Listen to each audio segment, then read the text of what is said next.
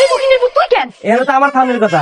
তোর সামনে কথা মানে আরে কই? আলি বাড়ি খুঁজে লাভ নাই, বিয়া আমারে করতে হইব। হয়েছে কি, এই যে বরের এলাকার একটা রেওয়াজ আছে, বিবাহের দিন বর মুখ দিয়ে কথা বলা কি বলতেছেন এগুলা?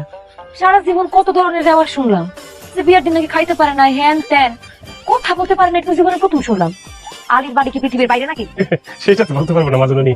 হয়েছে কি, পড়াশোনা একটু কম করছি তো, তাই ভূগোল একটু কম বুঝি। ঠিক আছে, আপনারা আমার বুঝাইতে হবে না, আমি নিজে নিজে বুঝতেছি। আলী, তোমার যে একটা ভাই আছে হাসু, সে কোথায়?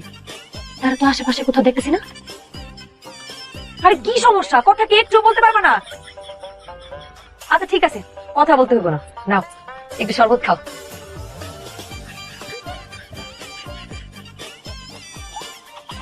আলী, আম্মা জিজ্ঞাসা দুপুরবেলা কি খাইবা, খাসি নাকি গরু?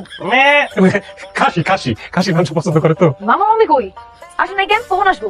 এটা তো রচনামূলক প্রশ্ন হয়ে গেল আমাদের। আরে আপনি চুপ থাকেন তো, আপনি আমাদের মাঝখানে কথা বলতেছেন কেন? তারে প্রশ্ন করতেছি, আপনি উত্তর দেন কেন? জানেন না আমাদের মাঝখানে কথা বলতে হয় না? স্বামী স্ত্রী হয়ে গেলে তার কথা বলার সুযোগ নাই, বিয়া পড়ার না কাজী সাহেব। বিসমিল্লাহির আরে রহমানির আপনি রহিম। থামেন তো। আলী, পাড়ারে গেছিল আজকে না? ঘুমটা একটু উঠাও তো, দেখি কেমন করে সাইজ আসতো। উঠাও। আম্মাজান, এইটা আমার এলাকার আরেকটা রেওয়াজ, একেবারে বাসর ঘরে না পৌঁছানো পর্যন্ত পরের মুখ দেখা যাবে না। আরে আপনার রেয়াজের খেতা থাকেন। এই, ঘুমটা খুলো। এই মুখিনের পুত তুই কেন? এটা তো আমার থামের কথা। তোর ঠাউনের কথা মানে আরে কই? আলি বাড়ি খুঁজে লাভ নাই, বিয়া আমারে করতে হইব। এতদিন মানুষের লগে তুমি যা করছো, এখন তোমার লগে আমরা তাই করবো। কেমন লাগতেছে? আমি মুড়া কেন তোর বিয়া করবো না? উপায় নাই তো, বাইরে আলি বাড়ি লোকজন খারাপ আছে, বিয়া তোমার করে করাইবো।